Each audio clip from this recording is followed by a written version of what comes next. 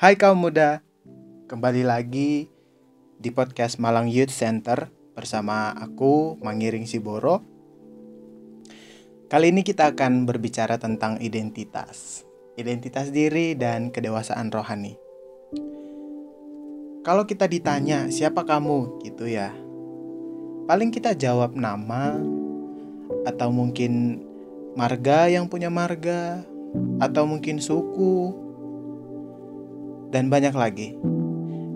Kalau ada yang tanya siapakah kamu, paling yang kita sebutkan adalah identitas diri kita. Tapi ada satu hal yang perlu kita tahu, yaitu what God say about who I am. Apa yang Tuhan katakan tentang siapa kita. Kali ini kita akan lihat sama-sama. Berbicara tentang identitas diri, itu kita berbicara tentang konsep diri. Aku punya words nih. All you think about you is you. Semua yang kamu pikirkan tentang kamu, itulah kamu.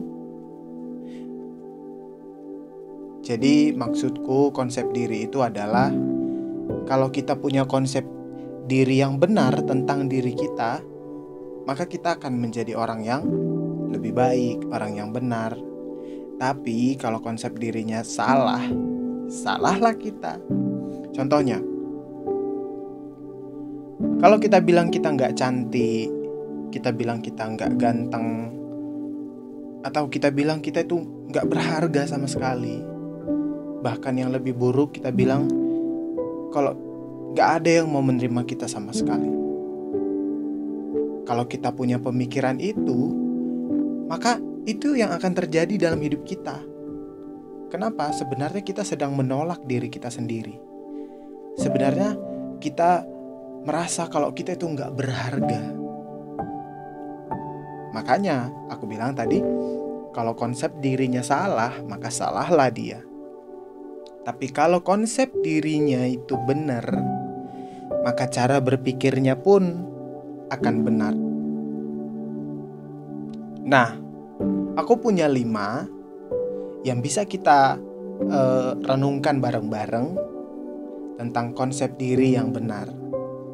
Yang pertama aku kasih judul mirip sama Allah. Berani banget ya. Tapi aku berani bilang mirip sama Allah.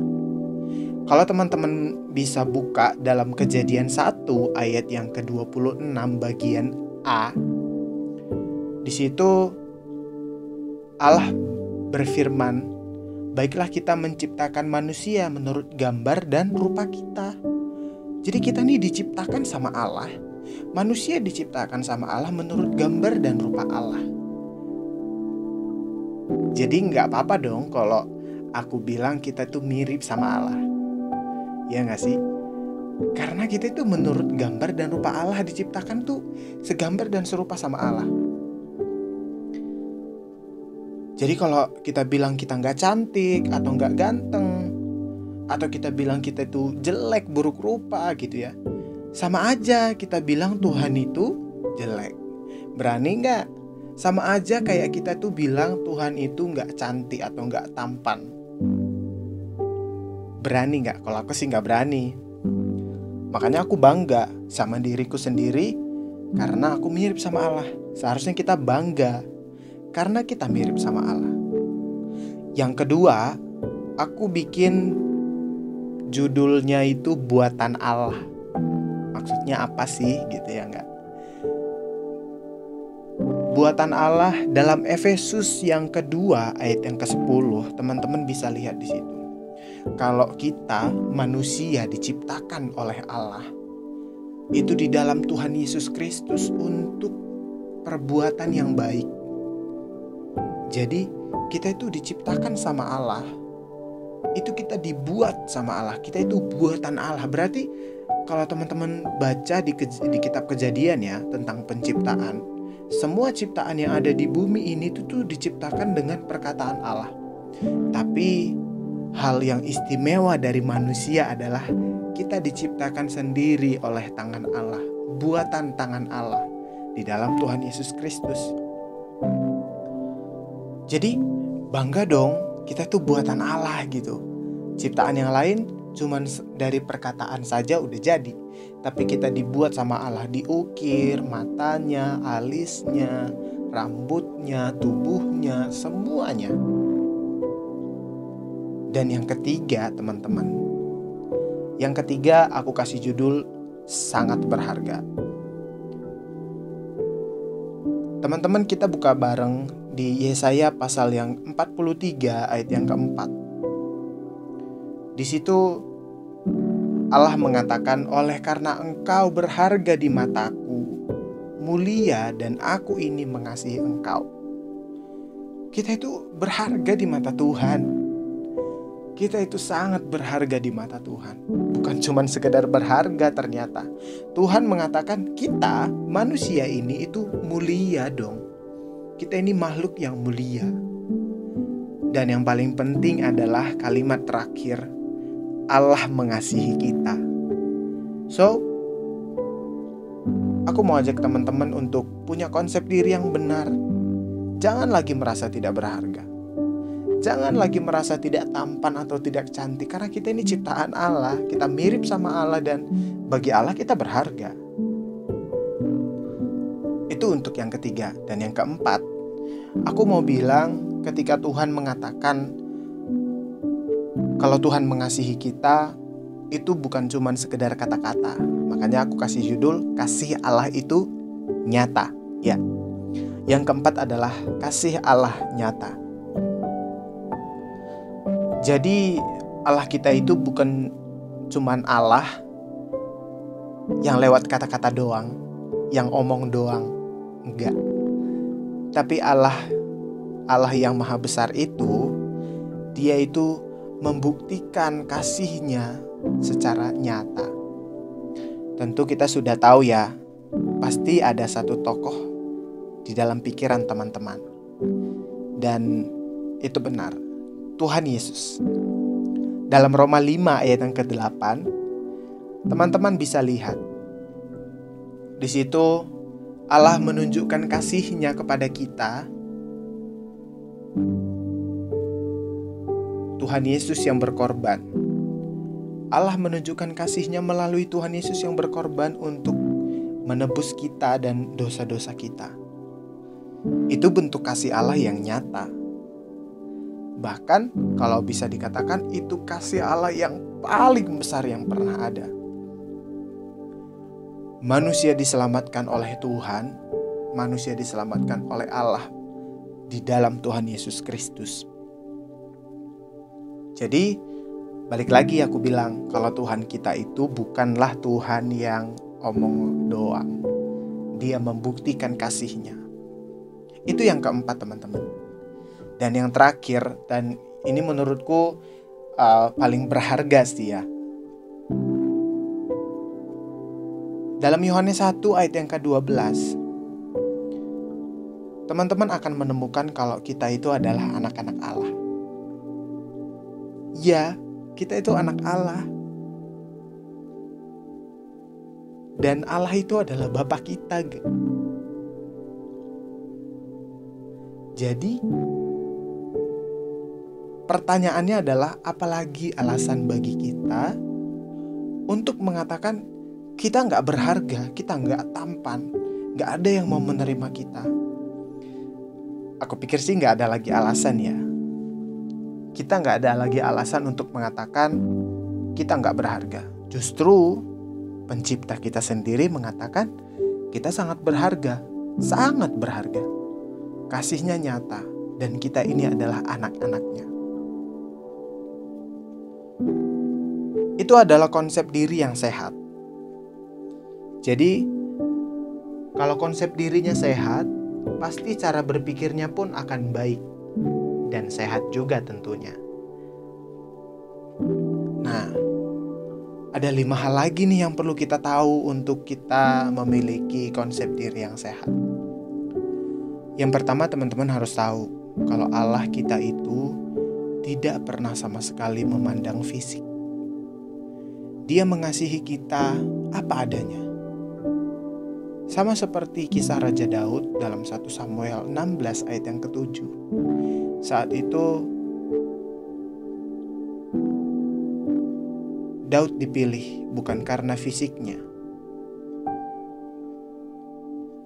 Allah mengatakan manusia memandang apa yang ada di depan mata, tetapi Tuhan memandang hati. Jadi, teman-teman, aku mau katakan kita harus bangga karena kita adalah anak Allah dan Allah kita tidak pernah memandang fisik. Hal yang kedua yang kita harus tahu adalah tubuh kita ini itu adalah bait Allah. Artinya adalah Allah itu mau diam di dalam kita. Jadi kita harus sangat bersyukur. Allah mau diam di dalam kita. Roh Kudus diam di dalam kita. Makanya kita harus memuliakan Allah dalam hidup kita. Itu bisa teman-teman lihat dalam 1 Korintus 6 ayat 19 sampai yang ke-20. Dan yang ketiga, itu kita harus mencukupkan diri dengan apa yang ada pada kita. Filipi 4 ayat yang ke-11 sampai ke-13. Kita harus belajar bersyukur, mencukupkan diri dengan apa yang ada pada kita. Teman-teman harus tahu, dalam segala perkara, kita itu bisa tanggung di dalam Tuhan. Itu untuk yang ketiga. Yang keempat, aku mau ambil satu pernyataan dari satu tokoh yang menjadi favoritku dalam hidup. Paulus. Dalam 2 Korintus 12 ayat yang ke-9 sampai 10. Di akhir kalimatnya Paulus mengatakan, "Jika aku lemah, maka aku kuat." Waktu aku baca ini aku bertanya-tanya, apa sih maksudnya? Lemah berarti kuat. Tapi ketika aku renungkan, dan ternyata itu benar. Ketika aku dalam kelemahan, ketika kita dalam kelemahan, maka di titik itulah kita bisa lihat kuasa Tuhan. Di titik itulah kita sebagai manusia ini sadar kalau kita sangat membutuhkan Tuhan. Dan ketika kita berada dalam titik itu, maka kuasa Tuhan akan nyata. Kita akan berseru kepada Tuhan. Dan yang keempat, dan yang kelima maksudnya, Roma 8 ayat yang 28. Allah turut bekerja dalam kehidupan kita. Nats firman Tuhan ini mengatakan, kita tahu sekarang bahwa Allah turut bekerja dalam segala sesuatu untuk mendatangkan kebaikan. Aku ulangi ya, Allah turut bekerja dalam segala sesuatu. Semuanya teman-teman. Untuk apa? Untuk mendatangkan kebaikan. Jadi, apapun yang terjadi dalam hidup kita sekarang, apapun yang pernah kita lalui dahulu, dan yang akan kita alami nanti, itu Allah turut bekerja. Dan itu mendatangkan kebaikan. Percaya deh. Kalau kita udah tahu kelima hal ini, maka kita punya konsep diri yang benar. Sehingga pikiran kita, hati kita, tubuh kita, dan juga relasi kita dengan orang lain, itu semuanya bertumbuh menuju kedewasaan rohani. Kenapa? Karena kita udah jelas nih identitas dirinya itu siapa. Identitas diriku di dalam Tuhan adalah aku adalah anak Allah. Aku berharga bagi Allah. Allah adalah Bapakku. Aku dibuat sendiri sama Allah. Dan bagi Allah aku berharga. Itu yang harus kita pikirkan. berbicara tentang dewasa rohani, aku kasih 3 ciri-ciri ya. 3 ciri-ciri tentang kedewasaan rohani. Yang pertama, Roma 12 ayat yang kedua. Isinya, berubahlah oleh pembaruan budimu. Jadi, pikiran kita yang harus kita ubah. Kenapa? Karena pikiran kita lah yang mengatakan aku gak berharga, aku kurang tampan, atau aku kurang cantik. Tapi ketika kita punya pemikiran yang benar, maka budi kita itu diubahkan sama Tuhan. Sehingga kita tahu mana kehendak Allah, apa yang baik, yang berkenan kepada Allah. Itu yang pertama. Ciri-ciri yang kedua, itu dalam Efesus 4 ayat yang ke-15. Aku kasih kesimpulan, berpegang teguh pada firman Tuhan. Ya. Ayo kita sama-sama belajar untuk berpegang teguh sama firman Tuhan. Semua yang aku katakan tadi itu ada dasar ayat Alkitabnya. Tentang kita adalah anak Allah, kita berharga, kita buatan Allah, Allah mengasihi kita. Itu semua ada ayat Alkitabnya.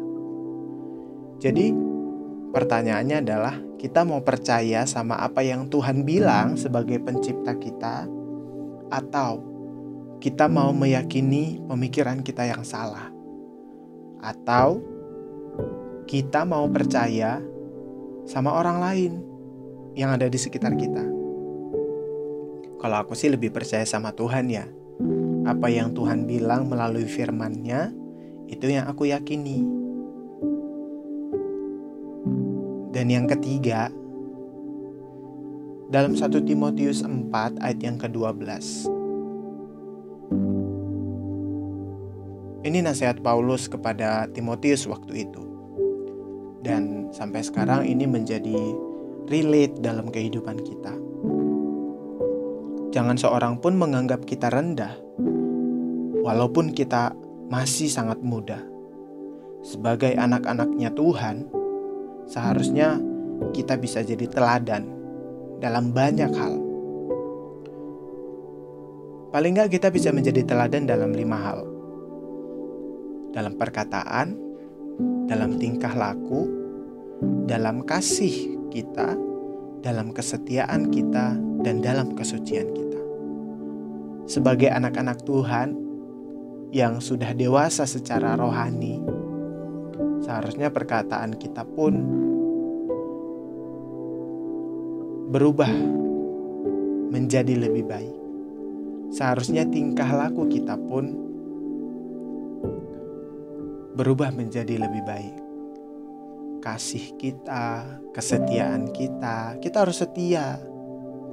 Setia kepada Tuhan, setia kepada pasangan, setia untuk melayani, beribadah, memberitakan Injil. Kita harus setia.